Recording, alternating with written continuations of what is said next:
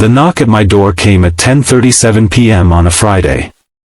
Rain pounded against the windows, and my 5-year-old daughter Lily had finally fallen asleep after a fever that had kept us both awake for 2 nights straight. When I opened the door, there stood Victoria Chen, my former boss of 3 years, the woman who'd built a tech empire from nothing, soaked to the bone and looking more vulnerable than I'd ever seen her. "I accepted you quitting the job, Marcus," she whispered, raindrops or tears streaming down her face, I couldn't tell which. "But I never accepted you quitting my heart. If you're feeling that pull in your chest already, you're not alone. This journey changed everything I thought I knew about love, sacrifice, and what it means to be a father." Hit that like button and subscribe if you want more stories that explore the messy, beautiful reality of finding love when you least expect it, especially when you're trying to raise a child on your own. My name is Marcus Reeves, and 18 months ago, I became both mother and father to Lily when my wife Sarah's heart gave out during what should have been a routine procedure. The grief crushed me like a vice, but Lily needed me to be functional. So I did what any parent would do. I kept going, one foot in front of the other, day after exhausting day. Victoria Chen wasn't supposed to be part of that equation. As the founder and CEO of Horizon Solutions, she was brilliant, demanding, and completely focused on building her company. I was just her director of marketing, a cog in her well-oiled machine. She expected excellence, and I delivered it, staying late, working weekends, traveling whenever needed. It was the perfect distraction from the empty house that awaited me, until it wasn't. The first time I had to leave a crucial client meeting because Lily's school called about a fever, Victoria didn't say a word. The second time I missed an international conference call because my babysitter canceled, she raised an eyebrow. By the third emergency, Lily falling off the monkey bars and needing stitches, Victoria called me into her office. "I don't employ part-time directors, Marcus," she said, her voice crisp and businesslike. "Either you're committed to this company, or you're not." I still remember the sensation that washed over me in that moment, not anger, not fear, but clarity. "Then I'm not," I replied, surprising us both. "I'm committed to my daughter. She's lost one parent. She won't lose another." I typed up my resignation that night, after tucking Lily in and reading her 3 bedtime stories. When I handed it to Victoria the next morning, something flickered across her face, something that didn't match her reputation as the ice queen of Silicon Valley. 2 weeks' notice isn't necessary," she said, sliding the paper into a drawer without looking at it. "We'll arrange your exit package by the end of the day." And that was it, 3 years of my life, dismissed in under 30 seconds. The weeks that followed were both terrifying and beautiful. For the first time since Sarah died, I was fully present with Lily. We made pancakes shaped like dinosaurs. We built pillow forts. I helped her learn to read, watching her small finger trace under each word with determination that reminded me so much of her mother.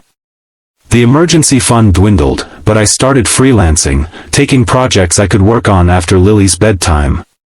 Then came the postcards. The first arrived 3 weeks after I left Horizon, a simple image of the Golden Gate Bridge at sunset with a single line, "The marketing team is falling apart without you." No signature, but I recognized Victoria's precise handwriting from countless meeting notes. A week later, another postcard, "The Palace of Fine Arts this time. The new guy keeps talking about synergy and thinking outside the box. I might commit a felony." Despite myself, I laughed. They kept coming, once a week, each message a little more personal than the last. I fired the synergy guy. The position is still open. Then, I had dinner at that Thai place you mentioned. You were right about the curry. And finally, I drove past a playground today and wondered which one is Lily's. I never responded. What was there to say? Our worlds were fundamentally incompatible. Victoria lived in a penthouse apartment and worked 16-hour days. I lived in a modest 3-bedroom house with princess stickers on the refrigerator and worked around my daughter's schedule. The postcards were just nostalgia, perhaps. Or guilt. Until that rainy night when she showed up at my door, rain-soaked and vulnerable, with words I never expected to hear. "You should come in," I said, stepping aside. "You're soaking wet." Victoria entered hesitantly, looking as out of place in my lived-in home as a peacock in a chicken coop. Her designer clothes dripped onto the hardwood floor where scattered toys created an obstacle course. "I'm sorry for coming so late," she said, her usual confidence nowhere to be found. "I've been driving around your neighborhood for an hour, talking myself into and out of this." I handed her a towel from the hallway closet. "What exactly is this?" She dried her face, smudging her perfect makeup. "I don't know how to do this, Marcus. I don't do vulnerability. I don't do feelings. But after you left, I realized something was missing, and it wasn't your marketing skills." She took a deep breath. "I missed you. The way you argue with me when everyone else just nods. The way you notice when I'm pushing too hard. The way you talked about Lily, even when you thought I wasn't listening. The silence between us stretched taut with all the reasons this couldn't work." "Victoria," I started. "Let me finish," she interrupted. "I know what you're going to say. That I'm married to my company. That I don't understand what it means to be a parent. That we're from different worlds." She squared her shoulders. "But what if I'm willing to learn? What if I'm willing to change?" Before I could answer, a small voice came from the hallway. "Daddy? Who's talking?" Lily stood there in her unicorn pajamas, her curly hair wild from sleep, her cheeks still flushed from the fever. Victoria froze, looking at my daughter with something like terror. I walked over and scooped Lily up. "This is Ms. Chen," I said. "She used to be Daddy's boss."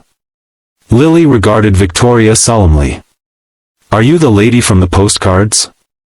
Daddy keeps them in his desk drawer and looks at them when he thinks I'm asleep."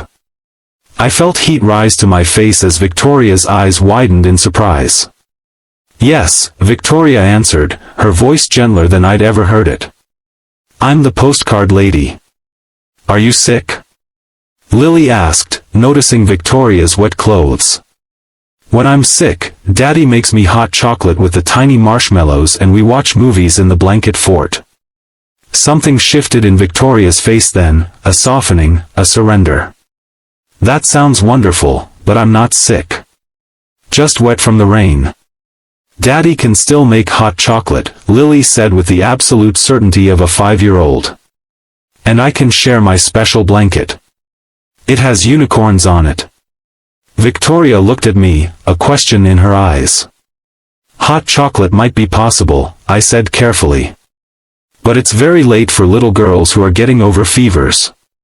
"1 cup," Lily negotiated, using the skills she'd clearly learned from me.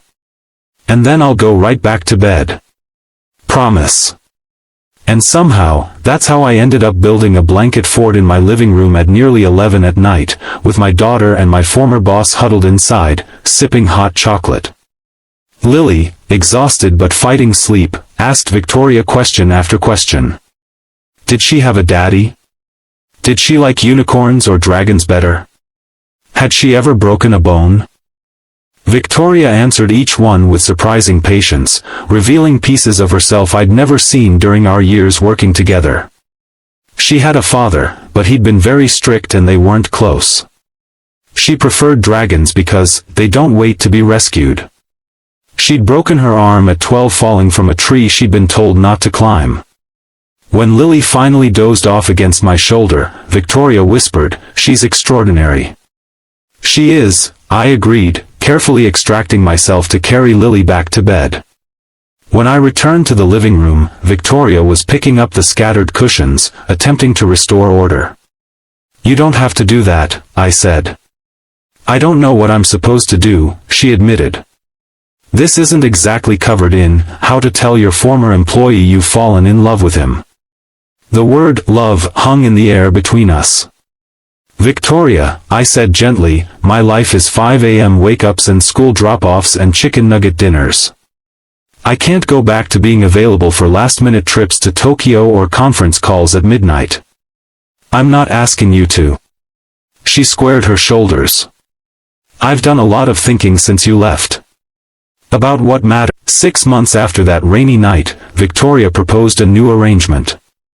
She had restructured her leadership team, delegating more and creating space in her life. She wanted us to try living together, not in her sleek penthouse, but in my home, where Lily felt secure and settled. I can work from home 3 days a week, she said. The company won't collapse.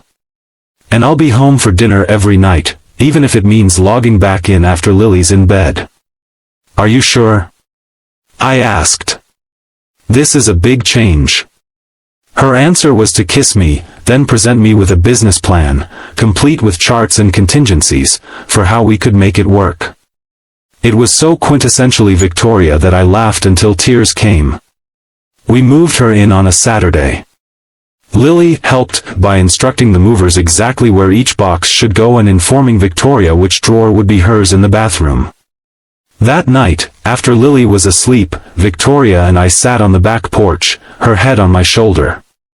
I never thought I'd be here, she confessed. I had my life planned out since I was 16. Build a company. Change the industry. Prove my father wrong about what women can achieve. And now? She looked up at the stars.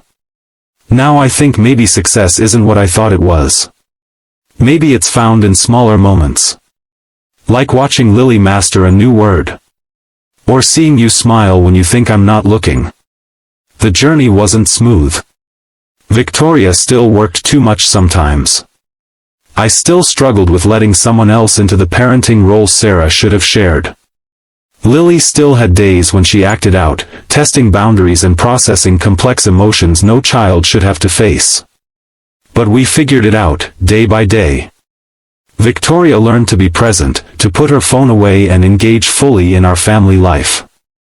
I learned to accept help, to share the burden I'd been carrying alone. And Lily, resilient, wonderful Lily, blossomed with the love of 2 adults fully committed to her well-being. A year to the day after Victoria appeared on my doorstep, she proposed, not with a grand gesture, but during a normal Tuesday morning. Lily was eating cereal and spilling milk. I was searching for matching socks in the laundry basket. Victoria was reviewing quarterly projections while simultaneously braiding Lily's hair for school. We should get married, she said casually, securing Lily's braid with an elastic band. Lily's spoon clattered into her bowl. Like a princess wedding? Can I wear a crown? If you want, Victoria said, meeting my stunned gaze over Lily's head. What do you think, Marcus? Should we make this official?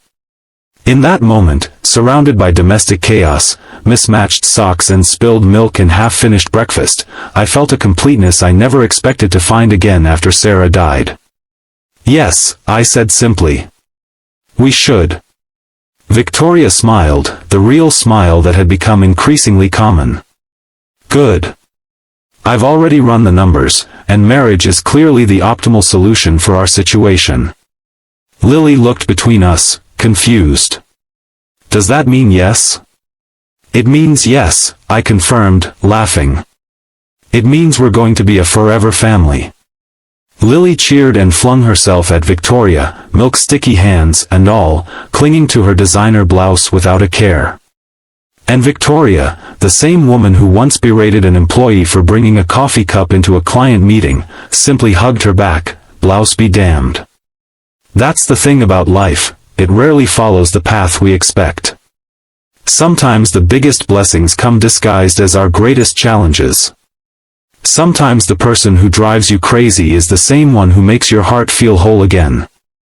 If you're watching this and feeling like you're in an impossible situation, juggling single parenthood, or struggling with grief, or trying to balance work and family, know this, there is no perfect solution. There is only doing your best each day, being honest about what matters most, and remaining open to love when it appears, even if it shows up soaking wet on your doorstep at the most inconvenient time. Victoria and I got married 3 months later in our backyard. Lily wore a crown, just as she requested, and insisted on adding, "And I promise to always share my toys but not my special blanket," to the vows. Victoria's board members sat next to Lily's kindergarten teacher. My late wife's parents came and held hands with each other during the ceremony, their eyes bright with tears that were both sad and happy. 2 years have passed since then. We've had our struggles, merging lives always does. Victoria still occasionally slips into CEO mode during family disagreements. I still sometimes feel the phantom pain of Sarah's absence on milestone days. Lily still has questions about having 2 mothers, one who lives in heaven and one who lives in our house. But we've found our rhythm. Victoria scaled back to a 4-day workweek and implemented family dinner as a non-negotiable event. I've resumed my marketing career with a company that respects work-life boundaries. Lily is thriving in 2nd grade, with Victoria attending every school performance and parent-teacher conference alongside me. Most importantly, we've learned that families aren't built on perfection. They're built on showing up, on forgiveness, on trying again when you fail. They're built on love that chooses to stay, even when staying is hard. Last week, I found Victoria in our home office late at night, typing furiously on her laptop. But instead of quarterly reports or marketing strategies, she was researching adoption agencies. "I've been thinking," she said when she noticed me watching. "Lily might like being a big sister. If you're open to it." The woman who once told me children weren't in her 5-year plan was now researching how to add another child to our family. Not because she needed to, but because her heart had expanded enough to want to. That's the transformation love creates when we let it in. It changes our priorities, reshapes our dreams, makes us braver and softer all at once. So if you're watching this, wondering if your own happy ending exists, let me leave you with this: it might not look like what you expected. It might arrive in the form of a rain-soaked CEO on your doorstep, or in some other package you never anticipated. But it's out there. Keep your heart open. Keep showing up for the people who matter. And remember that sometimes the best chapter of your story begins right after the one you thought was the end. If this story touched your heart, please hit that like button and subscribe to the channel for more real, raw stories about finding love in unexpected places. Share in the comments if you've ever had life surprise you with something beautiful when you least expected it. Your story matters too.